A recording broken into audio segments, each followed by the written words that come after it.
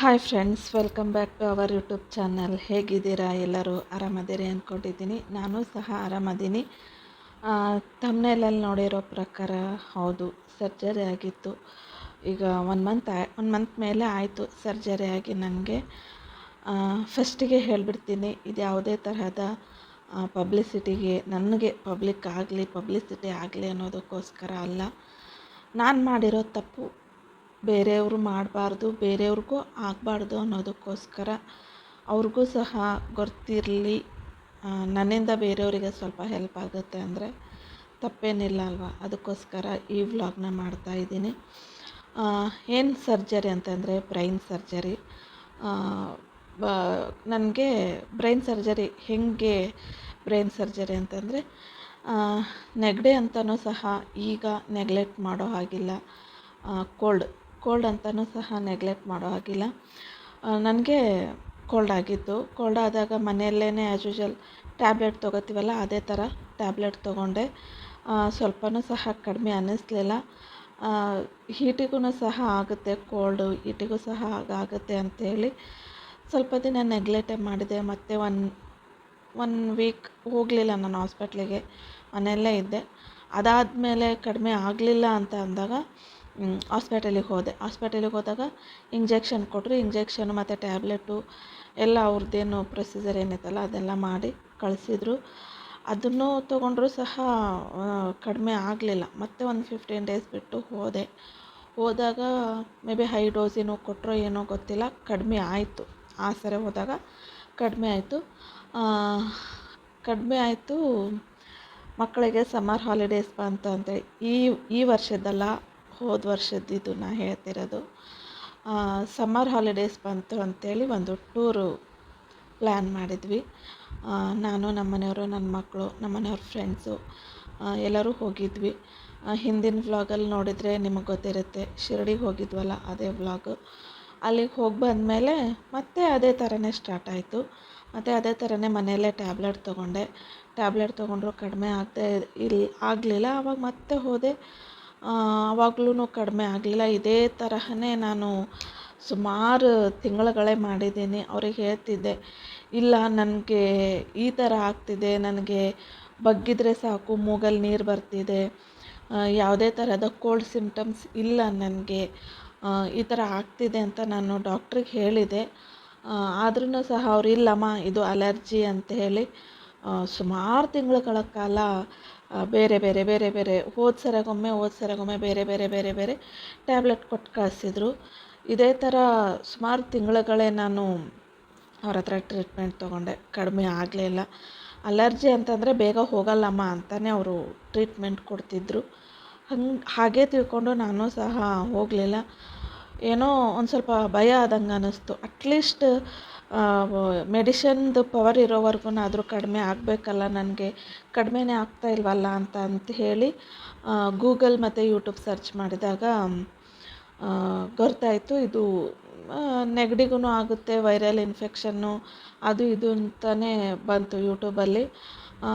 ಗೂಗಲಲ್ಲಿ ಸರ್ಚ್ ಮಾಡಿದಾಗ ಅವರು ಹೌದು, ಇದು ಇನ್ಫೆಕ್ಷನ್ನು ಇರುತ್ತೆ, ಅದು ಅಲ್ಲದೆ ಈ ಥರನೂ ಇರುತ್ತೆ, ನೀವು ಆದಷ್ಟು ENT ಡಾಕ್ಟ್ರ್ ಕಡೆ ಏನು ರೆಫರ್ಗೆ ಅಲ್ಲಿ ಹೋಗಿ ಚೆಕ್ ಮಾಡಿಸ್ಕೊಳ್ಳಿ ಅಂತ ಅದರೊಳಗೆ ಸಲಹೆ ಕೊಡ್ತು ಗೂಗಲ್.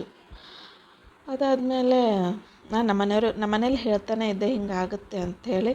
ಅವರು ಡಾಕ್ಟ್ರೇ ಹೇಳಾರಲ್ಲ ಕೋಲ್ಡ್ ಅಲರ್ಜಿನೇ ಅಂಥೇಳಿ, ಇರ್ಬೋದು ಬಿಡು ಕೋಲ್ಡ್ ಅಲರ್ಜಿನೇ, ನೀನು ಯಾಕೆ ಅಷ್ಟು ಟೆನ್ಷನ್ ತೊಗೊಳ್ತಿ ಅಂತ ಹೇಳಿದರು. ಅದಾದಮೇಲೇನು ನಾನು ಮತ್ತೆ ಹೋಗ್ತಾನೆ ಇದ್ದೆ. ಲಾಸ್ಟಿಗೆ ಈ ಸಮ್ಮರ್ ಹಾಲಿಡೇ ಬರೋಕ್ಕೆ ಸ್ವಲ್ಪ ದಿವಸ ಐತೆ ಅಂತ ಅಂದಾಗ, ಈ ವರ್ಷದ ಹಾಲಿಡೇಗೆ ಸ್ವಲ್ಪ ದಿವಸ ಇದೆ ಅಂದಾಗ ಊರಿಗೆ ಹೋಗಬೇಕಿತ್ತು. ಮಗಳು 10th ಅಲ್ವಾ, 10 ಡೇಸ್ ಅಷ್ಟೇ ರಜಾ ಕೊಟ್ಟಿದ್ದು. ಊರಿಗೆ ಹೋಗಬೇಕಲ್ಲ ಅಂತ ಹೇಳಿ ಹೋಗಿ ಬಂದ್ವಿ. ಅದಕ್ಕಿಂತ ಮುಂಚೆನೂ ತೋರಿಸ್ಕೊಂಡಿದ್ವಿ, ಅದಕ್ಕೂ ಸಹ ಕಡಿಮೆ ಆಗಲಿಲ್ಲ. ಅದೇ ಟ್ಯಾಬ್ಲೆಟ್ನೇ ಕಂಟಿನ್ಯೂ ಮಾಡಿರಿ ಅಂತ ಹೇಳಿದರು ಅವರು. ಏನೂ ಆಗಲ್ಲಮ್ಮ, ಈ ಟ್ಯಾಬ್ಲೆಟ್ ಕಂಟಿನ್ಯೂ ತೊಗೊಳ್ರಿ ನೀವು ಅಂತಲೇ ಹೇಳಿದರು ಅವರು. ಸರಿ ಅಂಥೇಳಿ ಅದೇ ಟ್ಯಾಬ್ಲೆಟ್ನೇ ಕಂಟಿನ್ಯೂ ಮಾಡಿಕೊಂಡು ಊರಿಗೆ ಹೋಗ್ಬೇಕಲ್ಲ ಮತ್ತೆ ಸುಮ್ಮನೆ ಇದಾಗುತ್ತೆ ಅಂತೇಳಿ ಅದೇ ಟ್ಯಾಬ್ಲೆಟ್ನೇ ಮತ್ತಷ್ಟು ತೊಗೊಂಡು ಹೋದ್ವಿ ನಾವು ಊರಿಗೆ ಹೋಗಿ ಅಲ್ಲೆಲ್ಲ ಸೊ ಊರಿಗೆಲ್ಲ ಹೋಗಿ ಮಗಳದ್ದು ಹಾಲಿಡೇಸ್ ಇತ್ತಲ್ಲ, ಒಂದು 10 ಡೇಸ್ ಕೊಟ್ಟಿದ್ದರು. ನಾವು ಮತ್ತೆ ಎಕ್ಸ್ಟ್ರಾ ಒಂದು 4-5 ಡೇಸ್ ಎಕ್ಸ್ಟ್ರಾ ಹಾಕ್ಕೊಂಡು ಒಂದು 20 ಡೇಸ್ ಟೈಮ್ ಊರಿಗೆ ಹೋಗಿ ಬಂದ್ವಿ. ಹೋಗಿ ಬಂದಮೇಲೆ ಮೇ ಬಿ ಜರ್ನಿ ಮಾಡಿದ್ದಕ್ಕೈತೋ ಏನಕ್ಕೈತೋ ಗೊತ್ತಿಲ್ಲ, ಸಿಕ್ಕಾಪಟ್ಟೆ ಜಾಸ್ತಿ ಆಯಿತು ಅದು ಮೂಗಲ್ಲಿ ನೀರು ಬರೋದು. ಜಾಸ್ತಿ ಆದಾಗ ಮತ್ತೆ ಅಲ್ಲೇ ಅದೇ ಡಾಕ್ಟ್ರ್ ಕಡೆನೇ ಹೋದ್ವಿ. ಇಲ್ಲಮ್ಮ ಇದು ವೈರಲ್ ಇನ್ಫೆಕ್ಷನ್ನೇ, ಏನು ಪ್ರಾಬ್ಲಮ್ ಇಲ್ಲ ಅಂತ ಹೇಳಿದರು. ಅಂದಾಗ ನಾನು ಹೇಳಿದೆ, ಇಲ್ಲ ನೀವು ಬೇಕಿದ್ದರೆ ಬೇರೆ ಸ್ಪೆಷಲಿಸ್ಟ್ ಕಡೆ ಹೇಳಿ ನಾವು ಅಲ್ಲೇ ಹೋಗ್ತೀವಿ ಅಂತೇಳಿ.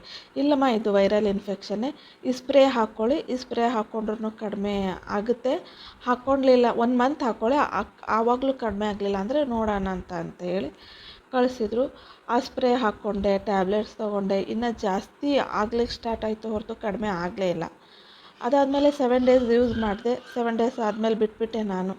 ತೀರಾ ಇದ್ದಿದ್ದಕ್ಕೂ ಜಾಸ್ತಿ ಆಗೋಕ್ಕೆ ಸ್ಟಾರ್ಟ್ ಆದಮೇಲೆ ಭಯ ಆಯಿತು ನನಗೆ, ಬಿಟ್ಬಿಟ್ಟೆ. ಬಿಟ್ಟು ನಮ್ಮನೆಯವ್ರಿಗೆ ಹೇಳಿದೆ, ಇಲ್ಲ ನನಗೆ ಅದರಿಂದ ಸಾಕಷ್ಟು ಬೇರೆ ಬೇರೆ ಬೇರೆ ಬೇರೆ ಪ್ರಾಬ್ಲಮ್ಸ್ ಸ್ಟಾರ್ಟ್ ಆಯಿತು. ಅದಾದಮೇಲೆ ನಾನು ನಮ್ಮನೆಯವ್ರಿಗೆ ಹೇಳಿದೆ, ಇಲ್ಲ ನನಗೆ ಈ ಥರ ಎಲ್ಲ ಆಗ್ತಿದೆ, ಬೇರೆ ಕಡೆ ಸ್ಪೆಷಲಿಸ್ಟ್ ಕಡೆನೇ ಹೋಗಿಬಿಡೋಣ ಅಂತ ಹೇಳಿದೆ. ಆಯಿತು ಸರಿ ಅಂತ ಹೇಳಿ ಸಡನ್ನಾಗಿ ಯಾವುದೇ ಹಾಸ್ಪಿಟ್ಲಿಗೆ ಹೋಗೋಕ್ಕಾಗಲ್ವಲ್ಲ, ಸ್ವಲ್ಪ ವಿಚಾರಿಸಿದ್ವಿ ಯಾವ ಹಾಸ್ಪಿಟಲು ಏನು ಅಂಥೇಳಿ ವಿಚಾರಿಸಿ ಒಂದು ಹಾಸ್ಪಿಟಲ್ ಅಂಥೇಳಿ ಮನಸ್ಸಲ್ಲಿಟ್ಕೊಂಡು ಆ ಹಾಸ್ಪಿಟಲ್ ಚೆನ್ನಾಗಿದೆ, ಡಾಕ್ಟರ್ಸು ಚೆನ್ನಾಗಿದ್ದಾರೆ ಅಂಥೇಳಿ, ದೊಡ್ಡ ಹಾಸ್ಪಿಟಲು ಚೆನ್ನಾಗಿದೆ ಅಂಥೇಳಿ ಆ ಹಾಸ್ಪಿಟಲಿಗೆ ಹೋದ್ವಿ. ಹಿಂಗೆ ಆಗ್ತಾಯಿದೆ ಸರ್ ಅಂತಂದಾಗ ಅವರು ಬಗ್ಗಿದ್ರೆ ಸಾಕು ಮೂಗಲ್ಲಿ ನೀರು ಬರುತ್ತೆ, ಕೂತ್ರೆ ನಿಂತರೆ ಏನೂ ಪ್ರಾಬ್ಲಮ್ ಇಲ್ಲ, ಮಲಗಿದ್ರೂ ಸಹ ಮಲ್ಕೊಂಡು ಹಿಂಗೆ ಬಾಗಿ ಮಲಗಿದ್ರೆ ನೀರು ಬರುತ್ತೆ ಅಂತ ಹೇಳಿದ್ವಿ. ಈಗಲೂ ಬರುತ್ತೇನಮ್ಮ ಅಂದರು. ಹ್ಞೂ ಸರ್ ಅಂತ ಹೇಳಿದೆ. ಸರಿ ಬಗ್ಗಿ ಅಂತ ಹೇಳಿದ್ರು. ಬಗ್ಗಿದಾಗ ಅವ್ರಿಗೂ ಸಹ ಕನ್ಫರ್ಮ್ ಆಯಿತು ಹೌದು ಅಂತೇಳಿ. ಆಯಿತು ಸರಿ ಇದನ್ನು ಕಲೆಕ್ಟ್ ಮಾಡಿಕೊಂಡು ಚೆಕಪ್ಪಿಗೆ ಕಳಿಸೋಣ ಅಂತ ಹೇಳಿದ್ರು. ಸರಿ ಅಂಥೇಳಿ ಅದನ್ನು ಚೆಕಪ್ಪಿಗೆ ಕಳಿಸಿದ್ವಿ. 4-5 ಡೇಸ್ ಬೇಕಮ್ಮ ಇದು, 2 ಇಲ್ಲ 3 ಡೇಸ್ ಬೇಕು ಇದು ರಿಪೋರ್ಟ್ ಬರಲಿಕ್ಕೆ ಅಂತ ಹೇಳಿದ್ರು. ಸರಿ ಅಂಥೇಳಿ 2-3 ಡೇಸ್ ಆದಮೇಲೆ ರಿಪೋರ್ಟ್ ಬಂತು. ರಿಪೋರ್ಟ್ ಬಂದಮೇಲೆ ಹಾಸ್ಪಿಟಲಿಗೆ ಹೋದ್ವಿ. ಇಲ್ಲಮ್ಮ ಇದು CSF ಅಂತೇಳಿ ಕನ್ಫರ್ಮ್ ಆಗಿದೆ ಅಂತ ಹೇಳಿದರು. ಸರಿ ಮುಂದೆ ಡಾಕ್ಟ್ರ್ ಅಂತಂದಾಗ ಇದಕ್ಕೊಂದು ಸ್ಕ್ಯಾನ್ ಮಾಡಿಸ್ಬೇಕು, ಸ್ಕ್ಯಾನ್ ಮಾಡಿಸಿ ಇದು ಎಲ್ಲಿಂದ ಬರ್ತಿದೆ, ಬ್ರೈನಿಂದ ಬರ್ತಿದೆಯಾ ಅಥವಾ ಎಲ್ಲಿಂದ ಬರ್ತಿದೆ ಅಂತೇಳಿ ಕನ್ಫರ್ಮ್ ಮಾಡ್ಕೋಬೇಕು ನಾವು. ಆ ಸ್ಕ್ಯಾನ್ ಒಂದು ಮಾಡಿಸ್ಕೊಂಡು ಬನ್ನಿ, ಆಮೇಲೆ ನೋಡೋಣ ಅಂಥೇಳಿದ್ರು. ಸರಿ ಅಂಥೇಳಿ ಸ್ಕ್ಯಾನ್ ಮಾಡಿಸ್ಕೊಂಡು ಬಂದ್ವಿ. ಸ್ಕ್ಯಾನ್ ಮಾಡಿಸ್ಕೊಂಡು ಅದು ದೊಡ್ಡ ಪ್ರೊಸೀಜರ್ ಸ್ಕ್ಯಾನಿಂಗಿಂದು ಸಹ. ಅದಕ್ಕೂ ನನಗೆ 2 ಡೇಸ್ ಬೇಕಾಯಿತು ಸ್ಕ್ಯಾನಿಂಗ್ ಮಾಡಿಸ್ಲಿಕ್ಕೆ. ಮಾಡಿಸ್ಕೊಂಡು ರಿಪೋರ್ಟ್ ತೊಗೊಂಡು ಮತ್ತೆ ಹೋದ್ವಿ.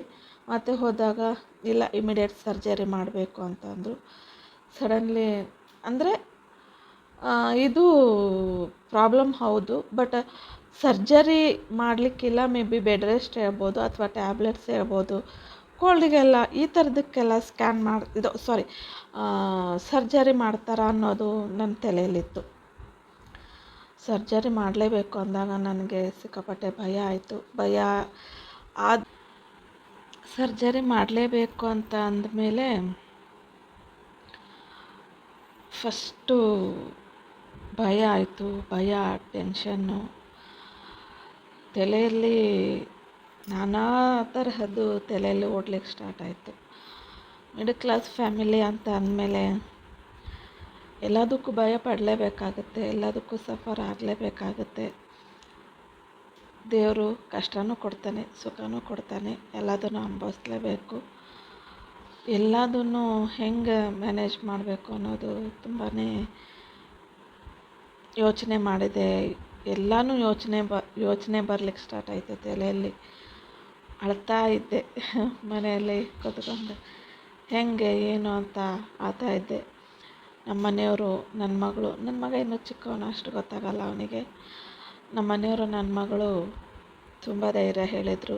ಅಂತ ಗಂಡನ ಪಡೆಯೋಕ್ಕೆ ತುಂಬಾ ಪುಣ್ಯ ಮಾಡಿದ್ದೀನಿ. ಚಿಕ್ಕ ಪುಟ್ಟ ಏನೋ ಒಂದು ಆಯಿತು, ಅದು ಖರ್ಚು ಬಂತು ಅಂತ ಹೇಳಿ ಬಯೋ ಗಂಡಂದರು ಇದ್ದಾರೆ. ಅದರಲ್ಲಿ ಎಲ್ಲಿಂದ ತಂದುಕೊಂಡೆ ನೀನು ಇದನ್ನು, ಇಷ್ಟೆಲ್ಲ ಖರ್ಚಾಗ್ತಾ ಇದೆ ಅಂತೇಳಿ ಒಂದು ಮಾತು ಸಹ ನಮ್ಮ ಮನೆಯವ್ರು ನನಗೆ ಬೈಲಿಲ್ಲ.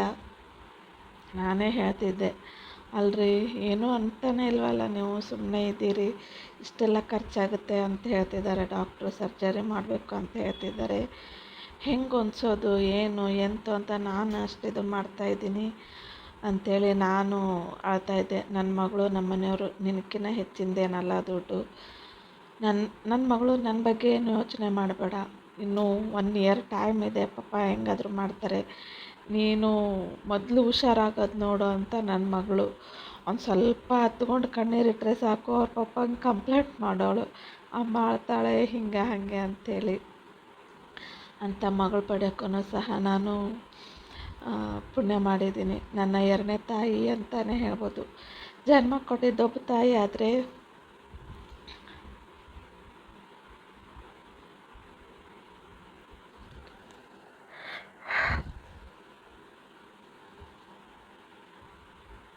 ನನಗೆ ಇವಳು ಒಬ್ಬಳು ತಾಯಿ. ಅಷ್ಟು ಚೆನ್ನಾಗಿ ನೋಡಿಕೊಂಡ್ಳು ನನ್ನ ಅವಳು. ಹಾಸ್ಪಿಟ್ಲಲ್ಲಿರುವಾಗ ಮನೇಲಿ ಬಂದಮೇಲೆ ತುಂಬ ಚೆನ್ನಾಗಿ ನೋಡಿಕೊಂಡ್ಳು.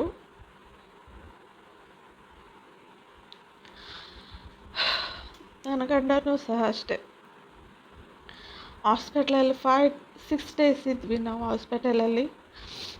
ಒಂದು ದಿನವೂ ಬರೋರು, ಸ್ನಾನ ಮಾಡ್ಕೊಳ್ಳೋರು, ಹೋಗೋರು, ಹಗಲು ರಾತ್ರಿ ನನ್ನ ಜೊತೆಯಲ್ಲೇ ಇದ್ದು ಚೆನ್ನಾಗಿ ನೋಡಿಕೊಂಡು ಹಾಸ್ಪಿಟ್ಲಿಂದ ಮನೆಗೆ ಕರ್ಕೊಂಬಂದರು. ಅಂಥ ಗಂಡ ಅಂಥ ಮಗಳು ಪಡೆಯೋಕ್ಕೆ ತುಂಬ ಪುಣ್ಯ ಮಾಡಿದ್ದೀನಿ ನಾನು.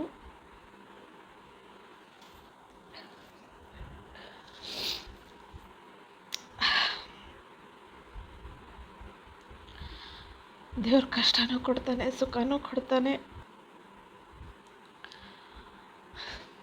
ಎಲ್ಲನೂ ಚೆನ್ನಾಗಾಯಿತು. ಮನೆಗೆ ಬಂದ್ವಿ. ಮನೆ ಬಂದಮೇಲೆ ಸ್ವಲ್ಪ ರೆಸ್ಟ್ ಮಾಡಿರಿ ಅಂತ ಹೇಳಿದರು. ರೆಸ್ಟು ಮಾಡಿದ್ವಿ. ಮಗಳು ಒಂದು ಸ್ವಲ್ಪ 8 ದಿನ ನನ್ನ ಜೊತೆಲೇ ಇದ್ಲು. ಯಾಕೆಂದರೆ ಅವಳಿಗೆ ರಜೆನೇ ಇರಲಿಲ್ಲ. 10 ಡೇಸ್ ಅಷ್ಟೇ ರಜೆ ಇತ್ತಲ್ಲ, 10th ಆದ್ದರಿಂದ ಸ್ಪೆಷಲ್ ಕ್ಲಾಸ್ ಇತ್ತು ಅವಳಿಗೆ.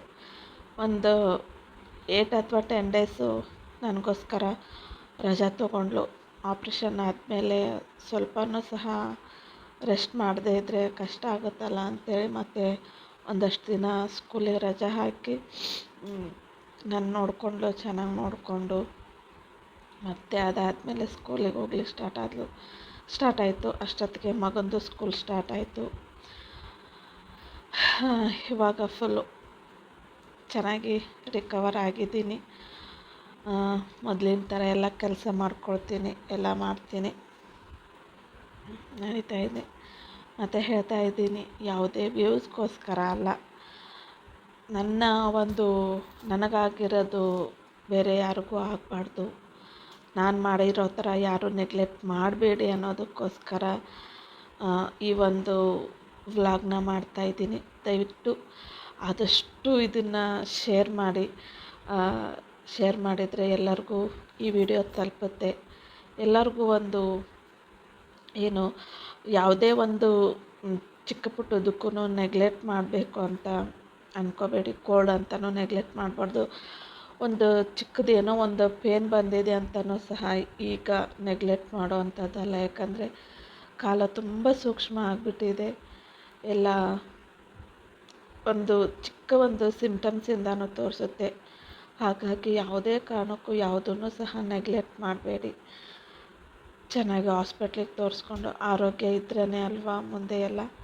ಚೆನ್ನಾಗಿ ಆರೋಗ್ಯವಾಗಿದ್ರೇ ಒಳ್ಳೆಯದು. ಇಲ್ಲಾಂದರೆ ತುಂಬ ಕಷ್ಟ ಅನುಭವಿಸ್ಬೇಕಾಗತ್ತೆ ಅಂಥೇಳಿ ಎಲ್ಲರಿಗೂ ಈ ಥರದ್ದು ಒಂದಿದೆ ಅನ್ನೋದಕ್ಕೆ ಗೊತ್ತಾಗಲಿ ಅಂತ ಹೇಳಿ ಈ ಒಂದು ವಿಡಿಯೋ ಮಾಡಿದ್ದು. ದಯವಿಟ್ಟು ಆದಷ್ಟು ಶೇರ್ ಮಾಡಿ. ಈ ವ್ಲಾಗ್ ನಿಮ್ಗೆ ಇಷ್ಟ ಆದರೆ ದಯವಿಟ್ಟು ಲೈಕ್ ಮಾಡಿ, ಶೇರ್ ಮಾಡಿ, ಸಬ್ಸ್ಕ್ರೈಬ್ ಮಾಡೋದನ್ನು ಮಾತ್ರ ಮರಿಬೇಡಿ. ಹೀಗೆ ಸಪೋರ್ಟ್ ಮಾಡಿ. ಇಷ್ಟು ದಿನವೂ ಸಪೋರ್ಟ್ ಮಾಡಿದರೆ ಆಲ್ಮೋಸ್ಟ್ 1 ಇಯರ್ ಆಯಿತು. ಯಾವುದೇ ಥರದ ವ್ಲಾಗ್ ಮಾಡಿರಲಿಲ್ಲ, ಇದೇ ವ್ಲಾಗ್ ಮಾಡಿದ್ದು.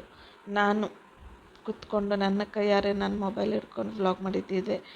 ಈ ಹಿಂದೆ ಸಮ್ಮರ್ ಹಾಲಿಡೇಸ್ಗೆ ಹೋದಾಗ ಅಕ್ಕರ ಊರಲ್ಲಿ ಒಂದು ವ್ಲಾಗ್ ಮಾಡಿದ್ದು. ಅದು ನನ್ನ ಮಗಳು ಕಾಟಕ್ಕೋಸ್ಕರ ಮಾಡಮ್ಮ ಒಂದು ಮೆಮೊರಿ ಇರುತ್ತೆ, ಮಾಡು ಅಂತೇಳಿ ಅಂದ್ಲು. ಇಲ್ಲಮ್ಮ ನನ್ನ ಕೈಯಿಂದ ಆಗಲ್ಲ. ಅವಾಗೂ ಸಹ ನಾನು ಫುಲ್ ಸುಸ್ತಲ್ಲೇ ಇದ್ದೆ. ಮಕ್ಕಳಿಗೋಸ್ಕರ ನನಗೋಸ್ಕರ ಅವರು ಏನು ಎಂಜಾಯ್ಮೆಂಟ್ ಕಳ್ಕೊಬಾರ್ದಲ್ಲ ಅಂತ ಹೇಳಿ ಅವ್ರಿಗೋಸ್ಕರ ನಾನು ಊರಿಗೆ ಹೋಗಿದ್ದು. ನನ್ನ ತ್ರಾಸು ನೋಡಿದರೆ ನಾನು ಆ್ಯಕ್ಚುಲಿ ಎಲ್ಲೂ ಅಡ್ಡಾಡಬಾರ್ದು, ಅವ್ರಿಗೋಸ್ಕರ ಹೋಗಿ ಅಲ್ಲೆಲ್ಲ ಸ್ವಲ್ಪ ಎಂಜಾಯ್ ಮಾಡ್ಕೊಂಡು ಬಂದ್ವಿ. ಆ ಟೈಮಲ್ಲಿ ಒಂದು ವ್ಲಾಗ್ ಮಾಡಿದ್ಲು ಅವಳು. ನಾನು ಕೂಡ ಎಡಿಟ್ ಮಾಡಿದ್ದು. ನನಗೆ ಎಡಿಟ್ ಮಾಡೋಕ್ಕೂ ಸಹ ಆಗ್ತಿರಲಿಲ್ಲ. ಅದಾದಮೇಲೂ ಸಹ ನನ್ನ ಮಗಳು ನನಗೆ ಹುಷಾರಿಲ್ದಾಗ ಒಂದು ರೆಸಿಪಿ ಮಾಡಿದ್ಲು. ಆ ರೆಸಿಪಿನೂ ಸಹ ಶೂಟ್ ಮಾಡಿಟ್ಟಿದ್ದಾಳೆ. ಅಮ್ಮ ಇದನ್ನು ಎಡಿಟ್ ಮಾಡಿ ನೀನು ಅಪ್ಲೋಡು ಮಾಡಲೇಬೇಕು ನೋಡು ಅಂತ ಹೇಳಿ. ಇದಾದಮೇಲೆ ಆ ವ್ಲಾಗು ಬರುತ್ತೆ. ಆ ವ್ಲಾಗು ನೋಡಿ ನೀವು ದಯವಿಟ್ಟು ಸಪೋರ್ಟ್ ಮಾಡಿ. ಇದೇ ಥರ ತುಂಬ ಒಳ್ಳೊಳ್ಳೆ ಕಮೆಂಟ್ ಇದೆ. ಯಾವುದಕ್ಕೂ ಏನು ನಿಮ್ಮಿಂದ ತುಂಬ ಒಳ್ಳೆ ಸಪೋರ್ಟ್ ಸಿಗ್ತಾಯಿದೆ ನನಗೆ. ಇದೇ ಥರ ಮುಂದೆನೂ ಸಪೋರ್ಟ್ ಮಾಡಿ. ಇನ್ನು ಮುಂದೆ ವ್ಲಾಗುಗಳು, ಶಾರ್ಟ್ಸ್ಗಳು ಬರ್ತಿರುತ್ತೆ. ದಯವಿಟ್ಟು ಸಪೋರ್ಟ್ ಮಾಡಿ. ಈ ವ್ಲಾಗ್ನ ಇಲ್ಲಿಗೆ ಮುಗಿಸ್ತೀನಿ. ದಯವಿಟ್ಟು ಶೇರು ಸಹ ಮಾಡಿ. ಹಾಸ್ಪಿಟಲಲ್ಲಿದ್ದಾಗ ಕೆಲವೊಂದು ಕ್ಲಿಪ್ಸ್ಗಳು ತಕ್ಕೊಂಡಿದ್ದಾಳೆ ನನ್ನ ಮಗಳು. ನಾವು ಹಾಸ್ಪಿಟ್ಲಿಗೆ ಅಡ್ಮಿಟ್ ಆದಾಗ ಮಧ್ಯಾಹ್ನದ ಲಂಚ್ ಬಂದಿತ್ತು ನನಗೆ. ಹಾಸ್ಪಿಟಲಲ್ಲೇ ಊಟ ಕೊಡ್ತಿದ್ರು. ಮಧ್ಯಾಹ್ನದ ಲಂಚ್ ಕೊಟ್ಟಿದ್ದರು. ಊಟ ಮಾಡಿದ್ದೆ. ಇದು ನನಗೆ ಬ್ಲಡ್ ಕಡಿಮೆ ಇದೆ ಮತ್ತು ಐರನ್ನು ಸಹ ಕಡಿಮೆ ಇದೆ ಅಂತ ಹೇಳಿದರು. ಐರನ್ ಬ್ಲಡ್ ಹಾಕಬೇಕು, ಒನ್ ಡೇ ಬಿಫೋರೇ ನೀವು ಅಡ್ಮಿಟ್ ಆಗಬೇಕು ಅಂತ ಹೇಳಿದ್ದಕ್ಕೆ ನಾವು ಒನ್ ಡೇ ಬಿಫೋರೇ ಅಡ್ಮಿಟ್ ಆಗಿದ್ವಿ. ಆವಾಗ ಬ್ಲಡ್ ಹಾಕ್ತಿದ್ದಿದ್ದು ನೈಟ್ ಆಪ್ರೇಷನ್ನ ಹಿಂದಿನ ದಿನದ ನೈಟ್ ಫುಲ್ ಬರೀ ಬ್ಲಡ್ಡೇ ಹಾಕಿದ್ರು ನನಗೆ. ಅದು ಇದು ವಿಡಿಯೋ. ಇದು ಆಪ್ರೇಷನ್ ಮಾಡಿ ವಾರ್ಡಿಗೆ ಶಿಫ್ಟ್ ಮಾಡಿದರು. ಆವಾಗಿಂದ ವಿಡಿಯೋ ಇದು ಆಪ್ರೇಷನ್ ಆಗಿ ನೆಕ್ಸ್ಟ್ ಡೇ ಸ್ವಲ್ಪ ತ್ರಾಸಾಗ್ತಾಯಿತ್ತು. ಆವಾಗ ಮಗಳ ಕೈ ಹಿಡ್ಕೊಂಡು ಸಮಾಧಾನ ಮಾಡ್ತಾಯಿದ್ಲು, ಏನಾಗಲ್ಲ ಅಂಥೇಳಿ. ಇದು ಆ ಕ್ಲಿಪ್ಪು. ಇನ್ನು ನೆಕ್ಸ್ಟು ಥರ್ಡ್ ಡೇ ಇದ್ದು ನಮ್ಮನೆಯವ್ರು ಊಟ ಮಾಡಿಸ್ತಾ ಇದ್ದಾರೆ. ಇದೇ ವಿಡಿಯೋದ್ದು ಫುಲ್ ಎಲ್ಲ ಡೀಟೇಲ್ಸ್ ಬೇಕು, ಹೇಗೆ ಏನು ಅನ್ನೋದ್ರದ್ದು ಎಲ್ಲ ಅಮೌಂಟ್ ಎಷ್ಟಾಯಿತು, ಯಾಕೆ ಹೀಗಾಯಿತು ಅನ್ನೋದ್ರ ಬಗ್ಗೆ ಫುಲ್ ಡೀಟೇಲಾಗಿ ವಿಡಿಯೋ ಬೇಕು ಅಂದರೆ ದಯವಿಟ್ಟು ಕಮೆಂಟ್ ಮಾಡಿ. ನಾನು ಇದರದ್ದು ನೆಕ್ಸ್ಟ್ ವಿಡಿಯೋ ಮಾಡ್ತೀನಿ. ಹೀಗೆ ಸಪೋರ್ಟ್ ಮಾಡಿ, ಸಬ್ಸ್ಕ್ರೈಬ್ ಆಗಿ ಮರಿಬೇಡಿ. ಬಾಯ್.